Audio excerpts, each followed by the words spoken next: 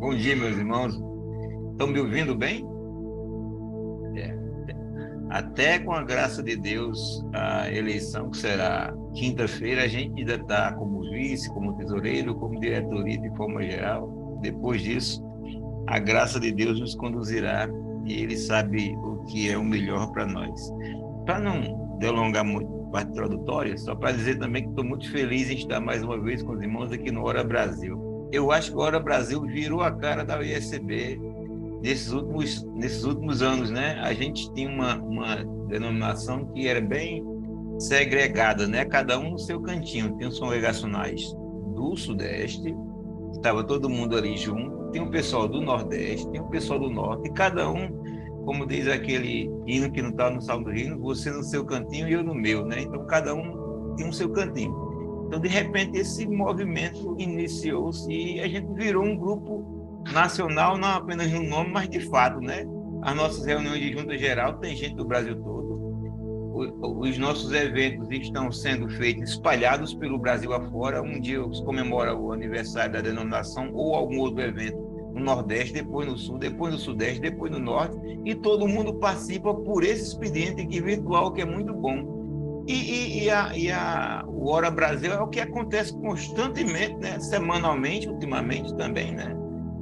Com gente de todo o Brasil. Isso é maravilhoso. Isso é maravilhoso. É alguma coisa que não pode mais parar, e que mostra de fato a cara da gente, né? Gente de todo canto, e que a gente é uma denominação de fato nacional, um povo abençoado, bonito, que glorifica o nome do Senhor. Bem, eu quero ler só aqui o texto muito conhecido, por favor, não se espantem com o texto que eu vou ler, mas é Apocalipse, capítulo 3, versículos 15 e 16. Por favor, não se espantem. Geralmente a gente fica com medo desse texto aqui, mas é assim: conheço as tuas obras, que não és frio nem quente. Quem dera fosses frio ou quente. Assim, porque és morno e não és quente e nem frio, estou a ponto de vomitar-te da minha boca. Tem uma música muito antiga do grupo Logos, é bem antiga mesmo essa, né? Eu não sou tão antigo, mas eu lembro das músicas mais antigas, né? Um trechinho diz assim: nós somos luz e sal. E eu pergunto, afinal, se não salgar, para que servimos nós? A gente serve para quê? Eu estou perguntando, enquanto crentes, enquanto igrejas congregacionais, enquanto união de igrejas congregacionais, nós temos servido nos dois sentidos da palavra, né? Servido no sentido de prestar serviço, ou servido no sentido de aproveitar-se para alguma coisa. Foi no Ename que nós tivemos, lá em Venda das Pedras, que o pastor que estava ministrando perguntou assim: se a sua igreja fechasse hoje, ela faria falta? Eu não estou perguntando se as pessoas perceberiam que ela fechasse. As pessoas nem perceberiam, né? Faria falta? Tem prestado algum serviço que leve palavra, que leve transformação de vida para as pessoas? Nós aqui, nós enquanto pessoas, enquanto crentes, se a gente não existisse no nosso meio, sociedade, família, igreja, faria falta? Nossa denominação, o ISB, no momento atual, na história nós já sabemos, né? Fomos os primeiros em muitos lugares, inclusive vamos completar 150 anos no Norte-Nordeste. Mas se a gente não existisse no momento, a gente faria falta? As pessoas perceberiam? Nós servimos e temos servido? Deixa eu dizer de modo bem simples e bem claro, para a gente entender bem facilmente como é que a gente percebe se serve ou se faz falta.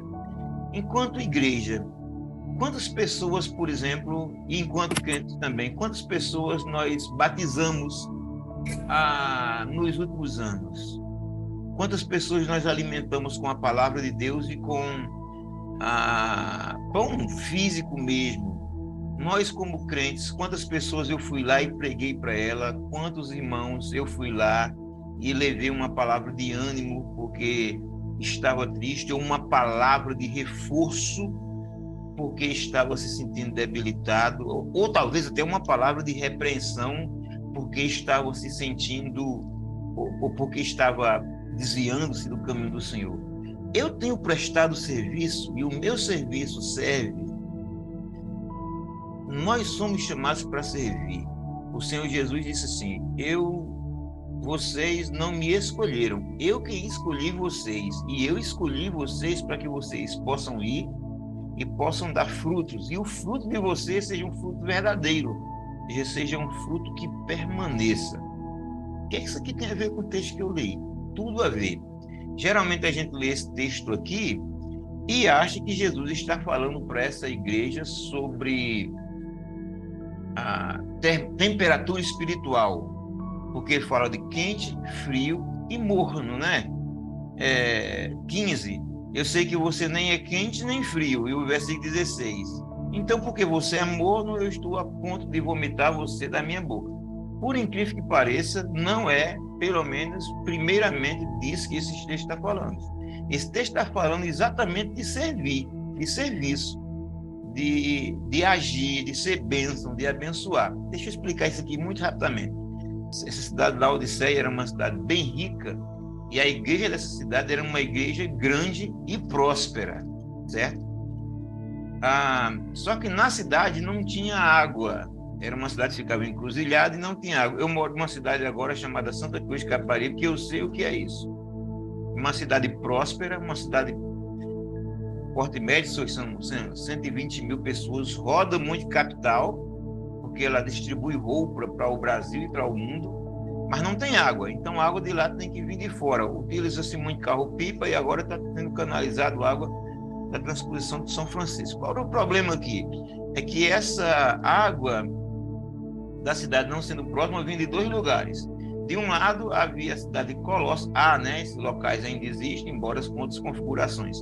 Mas de um lado a Colossos, que fica numa montanha, a água ela é geladinha, muito boa para beber, e quem toma um banho naquela água sai refrescado. Tem um local aqui muito quente e perto dele, em cima de uma serra, né, água fria, gelada.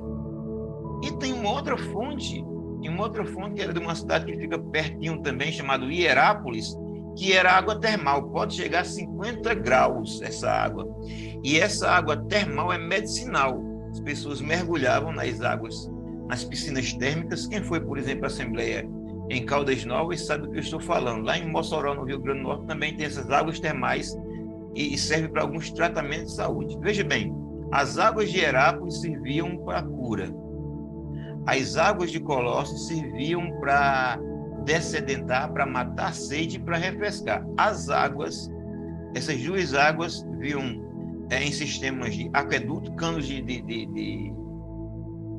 pedra se juntavam, e quando elas chegavam na cidade, elas estavam mornas, e as pessoas não conseguiam consumir imediatamente. Então tem que salgar lá dentro de talhas, né, dentro de pequenos reservatórios, e esperar que ela esfriasse para poder ser consumido. Jesus está dizendo que essa igreja aqui estava igual às águas da cidade. Nem serviam para cura, nem serviam para refrigerar. Não serviam para nada. Vocês estão entendendo o que esse texto está dizendo agora? Obviamente que esse texto não está falando de temperatura espiritual, porque o morno não é melhor do que o frio. Jesus, sim, eu queria que você fosse frio. Jesus queria que a gente fosse uma pessoa que não está nem aí para a vida espiritual. Não é disso que esse texto está tratando. Esse texto está tratando da mesma coisa, por exemplo, que ele fala aqui nesse texto: eu estou à porta e bato.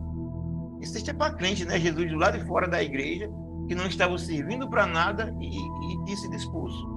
Esse texto aqui está tratando da mesma coisa do que está em João capítulo 15. Eu sou a videira e vocês os ramos. O ramo que não estiver em mim, o que não estiver dando fruto, aliás, eu corto. Se não estiver servindo, eu corto, eu jogo fora. Só uma curiosidade aqui, para eu caminhar para terminar essa palavra. Essa igreja aqui, ela não recebe nenhuma repreensão de Jesus por questões morais. Nessas 7 cartas, apenas 2 não receberam repreensão, as outras muitas. Mas, por exemplo, ela não recebe repreensão por ter problema moral dentro dela. Não era uma cidade que estava, não era uma igreja que dentro dela havia crentes se prostituindo, como estava muito comum em algumas igrejas aqui na época. Não tinha problema de idolatria. Algumas igrejas dessas aqui estavam sendo invadidas pela idolatria e Jesus reclamou delas. Não tinha problema de doutrina falsa. Essa igreja que não é chamada a atenção porque está crendo em alguma coisa que a Escritura não aceita e condena. Nada disso. Ela estava uma igreja tranquila. O testemunho dela, moral perante a sociedade, era um testemunho impecável. Certo? A teologia dela era uma teologia boa, maravilhosa, entendeu? Então ela não tinha essas repreensões. Quem ia naquela igreja de Laodiceia, ou quem estava em Laodiceia, não ouvia falar mal daquela igreja. Só que aquela igreja tinha um problema de orgulho espiritual. Eu não preciso mais de Jesus. A gente já chegou num ponto que a gente agora já está grande, já está rico, e a gente não precisa mais de nada. Passou a viver para dentro, né? E passou a viver para as quatro paredes. Ela agora só fazia chazinho da UAF e passeio para os jovens e por aí vai. Então ela não pregava mais, ela não abençoava mais, ela não curava mais, ela não refrescava mais. E Jesus chamou a atenção dessa igreja muito mais forte do que chamou a atenção de outras por outros problemas maiores. A gente está servindo para quê? Quando a gente vê alguma situação na nossa vida espiritual, na nossa denominação, nas nossas igrejas, o que está acontecendo? O que pode estar acontecendo a gente está servindo para quê, irmãos? Nós somos sal e luz, nós somos ramos da videira, nós somos igreja do Senhor, nós somos chamados para ser candeeiro, para dar luz. Nesse mesmo hino do grupo Logo diz assim: não há mais convites para interessados, pessoas para entregar sua vida a Jesus. Tem tanta gente morrendo sem Jesus, tanto irmão esfriando na fé, tanta gente doente, precisando de uma visita, de um telefonema, de uma palavra, e nós temos servido para quê? Jesus é muito duro com essa igreja, assim: eu vou vomitar vocês. Vomitar é a sensação de vômito que provoca para quem toma água morna, né? E a palavra aqui é muito dura. Quando Jesus disse: eu vou vomitar você, ele já disse também aqui no texto que está fora da igreja, né? Está batendo para entrar. Quando ele disse: eu vou vomitar você de mim, eu vou fechar essa igreja. Está servindo? Para que então ficar aí ocupando o lugar que podia ser do outro? O ramo da figueira, eu vou ter que tirar esse ramo aqui, porque ele está sugando seiva que poderia estar dando para outro produtor e ele não está produzindo. Isso aqui é a mesma palavra que Jesus dá à igreja, por exemplo, de Éfeso: eu vou apagar o candeeiro de vocês, ou seja, eu vou fechar essa igreja, eu vou vomitar vocês, eu vou fechar vocês. Eu não queria nunca jamais receber essa palavra de Jesus. Eu não conto mais com você. Você não está servindo para mim. Uma das coisas que tem me alegrado muito, a gente está chegando em final de gestão, como o Marquinhos disse agora há pouco, né? Mas quando foi feito o relatório, o pastor Márcio nos passou falando sobre isso em live, uma das coisas que me alegrou muito foi ouvir do pastor Márcio e ser comprovado em números e em ações que nós servimos. Podemos abençoar pastores, igrejas, missionários, gente que precisava de palavra, gente que precisava de recurso, gente que precisava de treinamentos, e a gente pôde servir. Nós existimos enquanto denominação, não para olhar para o nosso próprio umbigo, mas para olhar para igrejas, campos missionários da denominação. E eu me lembro quando o pastor Márcio, quando a gente estava recebendo a posse, ele botou a gente de frente para o plenário e disse: nós estamos aqui para servir. Eu fiquei com medo daquilo, né? Meu Deus, como é que a gente vai servir? Não fui acostumado com isso na denominação. Eu dei graças a Deus porque que a gente pode servir. Eu dou graças a Deus enquanto pastor de poder servir. E eu não quero nunca jamais ouvir de Jesus: estou contando mais com você porque você não presta para nada, você não serve para nada, você não faz nada. Não, Deus. O elogio para Jesus foi para aquela semente que caiu em terra e produziu 100 por um. Que a gente seja crente produtivo, que agrade a Jesus. Nós podemos, basta nós queremos. Jesus é o agricultor e ele disse assim em João 15, o fruto, o ramo que dá dando fruto, eu limpo e ele produz mais ainda. Eu tiro aquilo que não presta, ele vai produzir mais ainda. Salomão diz que a árvore plantada junto ao ribeiro de água, né, dá sempre fruto, é sempre verdinha. Vamos ser produtivos, vamos servir e vamos prestar serviço. O nosso Deus há de se agradar e ficar feliz com a gente enquanto crentes, enquanto igreja, enquanto união de igrejas congregacionais. Ele, por sua graça, tenha misericórdia de nós e nos abençoe. Amém. Eu peço ao Senhor que aplique essa palavra em nossos corações. Nos tire de qualquer comodismo, nos tire de qualquer egoísmo, nos despece, ó Deus, para o que o Senhor quer por nós e para nós. Eu sei que o Senhor tem muito a fazer através de nós e em nós. Por isso eu peço e agradeço isso. No teu nome, Jesus. Amém.